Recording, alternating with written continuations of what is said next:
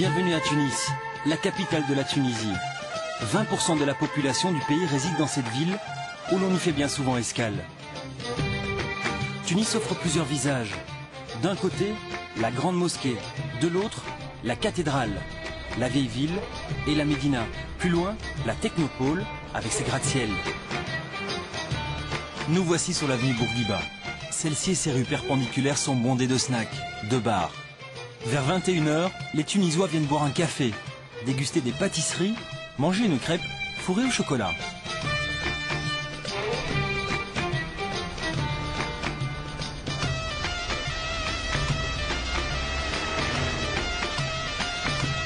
Nous traversons le marché central de Tunis, qui se situe à quelques pas de l'avenue Bourguiba. C'est ici que tous les matins, les fruits, les légumes, les poissons et les fruits de mer sont achalandés.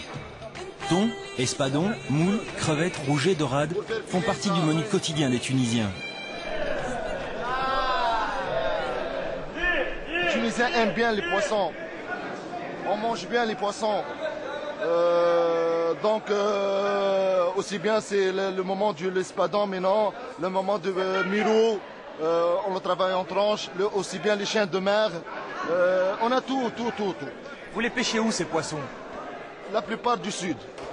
C'est au Guebes, Sfakas, aussi à Bizerte, c'est pas loin d'ici, presque 60 km de la Tunisie. De Mahdeya, près de Sousse, presque 150-160 km de Tunisie. La Méditerranée? Bien sûr, oui. Nous voici maintenant dans la Médina, le cœur de la capitale.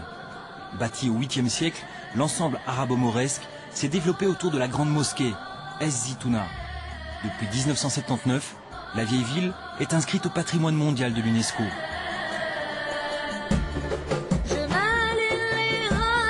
Au cœur de la Médina, la grande mosquée de l'Olivier, le cœur religieux et culturel de Tunis, dont la construction remonte à la naissance de la ville musulmane au 8e siècle.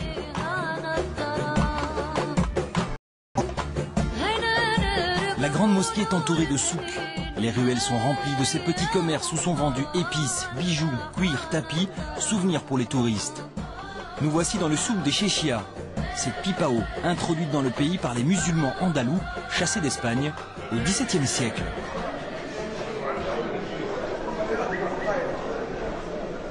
Dans ce souk, les habitants viennent à toute heure de la journée. Ici, le temps est laissé au temps.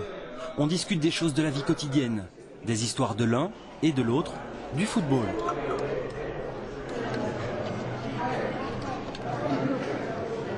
On prend place dans le souk pour déguster un thé à la menthe, une orange pressée ou encore un café turc dans lequel on ajoute quelques gouttes d'eau de fleurs d'oranger.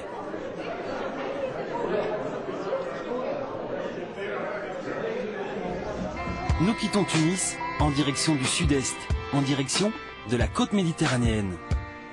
Nous voici à Port El Kantaoui. La station balnéaire s'articule autour du golfe et de la marina. C'est aussi un haut lieu de l'hôtellerie et de la thalassothérapie. La Tunisie est devenue la deuxième destination mondiale pour la pratique de cette activité. La plupart des nouveaux hôtels proposent désormais un espace bien-être à leur clientèle, comme par exemple à Yasmine Hammamet, au nord de Port El Kantaoui.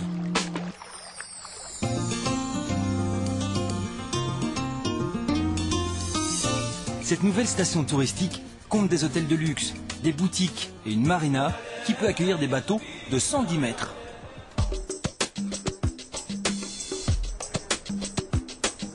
Nous terminons notre petit tour d'horizon à une vingtaine de kilomètres, au nord-est de Tunis, à Sidi Bou Saïd, perché sur une falaise qui domine Carthage et le golfe de Tunis. Le site est classé au patrimoine mondial de l'UNESCO, grâce aux efforts du baron français Rodolphe d'Erlanger, qui y avait établi résidence comme beaucoup de notables tunisiens au XIXe siècle.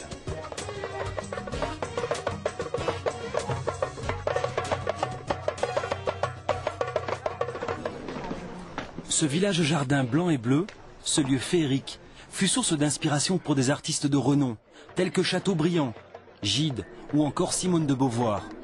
C'est aussi Ces deux cafés célèbres, chantés dans la chanson française, le Café des Nattes et le Café des Délices.